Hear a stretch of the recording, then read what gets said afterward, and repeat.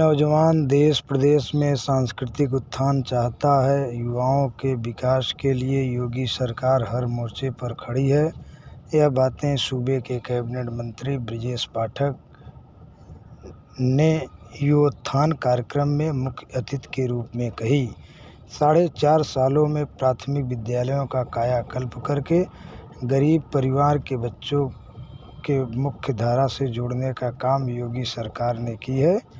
उन्होंने कहा कि भाजपा इन 5 सालों में लाखों युवक युवतियों को शिक्षा, स्वास्थ्य एवं आयोग से रोजगार देने का काम किया है। उन्होंने कहा कि सपा बसपा और इन सरकारों में युवाओं को नौकरियां लाखों रुपए लेकर देती थी, लेकिन आज भाजपा सरकार बिना जात विशेष को लिए सभी को नौकरियां दे रही हैं। उन्होंने कहा कि सपा शासनकाल में गरीब लोगों के मकान, दुकान और ज़मीनों पर कब्जा हो जाता था, जिसकी सुनवाई अधिकारी नहीं करते थे। यह सब आज भाजपा सरकार में नहीं होता। अब सारे भूमाफिया गायब हो गए हैं या अंडरग्राउंड, या तो भाजपा ने उन्हें जेल भेजने का काम किया है। कार्यक्रम के पहले कैबिनेट मंत्री ने दीप जलाकर कार्यक्रम की शुरुआत की। अंत में शहीदों को उनकी आत्मा की शांति के लिए 2 मिनट का मौन रखा।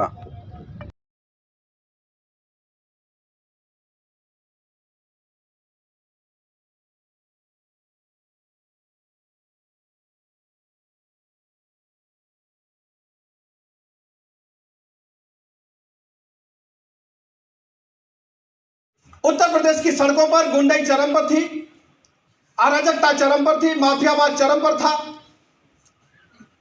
प्रयागराज सहित प्रदेश के किसी भी हिस्से में आप चले जाएंगे तो हर जनपद में कोई न कोई माफिया एक एक गाड़ी में 10-10 बंदूकें रखकर निकलता था, जनता को आतंकित करते थे। प्लाट, मकान, दुकान कोई खाली पड़ा है किसी सभ्य आदमी का, उसको कब्जा करने का काम करते थे। हमारी बहू बेटियों की इज्जत खतरे में रहती थी। कई बार तो ऐसा हुआ, वो अभियुक्त जिन्हें पुलिस पकड़ने के लिए दौड़ा रही है, वो किसी मंत्री, मुख्यमंत्री के घर से मिले।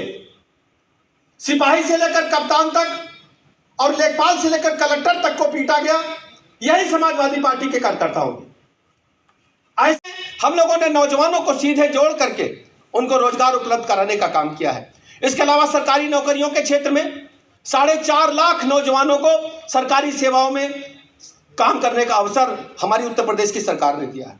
हम सब जानते हैं कि प्रयागराज के अंदर जब समाजवादी पार्टी की सरकार थी, जो यहाँ लोक सेवा आयोग है, जो परीक्षा कराता है एग्जाम दिलाने के लिए, सर्विस दिलाने के लिए, वहां पर एक जात विशेष का नाम लिख दिया गया था। समाजवादी पार्टी के शासनकाल में जो नौजवान उस समय सड़कों पर निकलते होंगे, देखते होंगे, एक विशेष जाति का नाम लिख दिया गया। कारण यह था, जब परिणाम आता था तो सारे के सारे लोग उन्हीं के पास कराए जाते थे। यानी जो प्रतिभावान हमारे साथी हैं, प्रतिभावान हमारे भाई बहन हैं, उनके हकों पर डाका डाल करके केवल अपने परिवार के लोगों को, केवल इटावा और मैनपुरी के लोगों को भर्ती कराने का काम कराया गया। आज क्या है, 4.5 लाख नौजवानों को नौकरी मिली है। कहीं किसी से कोई 4 आने का खर्चा नहीं हुआ।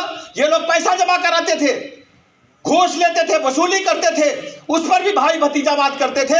आज मैं कह सकता हूं कि उत्तर प्रदेश राज्य में नौजवानों के हक को अगर सुरक्षित करने का काम किया है तो भारतीय जनता पार्टी की योगी जी की सरकार ने किया है।